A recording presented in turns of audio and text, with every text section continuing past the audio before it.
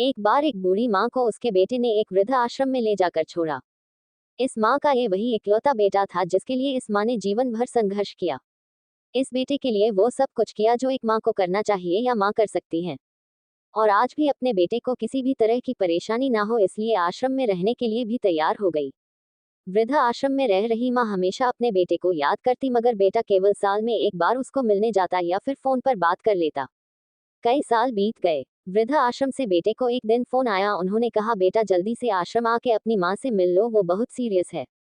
बेटा जब अपनी बीमार माँ के पास पहुंचा तब वह अपनी आखिरी सांसें गिन रही थी।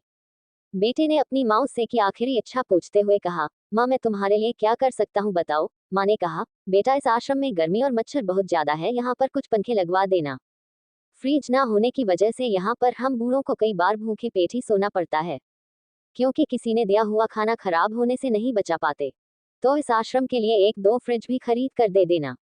बेटे ने अपनी माँ की सारी बात सुनी और अपनी माँ से पूछा, आपने इतने साल यहाँ पर निकाल दिए पर आपने कभी भी यह बातें मुझसे नहीं कही और अब जब आपके पास टाइम नहीं बचा है तब आप ये सब कह रही है, ऐसा क्यों? माँ ने बेटे को जवाब देते हुए कहा, बेटा मैंने गर्मी, भूख और पीड़ा सहन कर ली, लेकिन मुझे पता है जब तेरे बच्चे तुझे यहाँ पर छोड़कर जाएंगे तब तू ये सब सहन नहीं कर पाएगा, इसीलिए तेरी सुविधा के लिए मैं तुझे ये सब लगाने के लिए कह रही हूँ।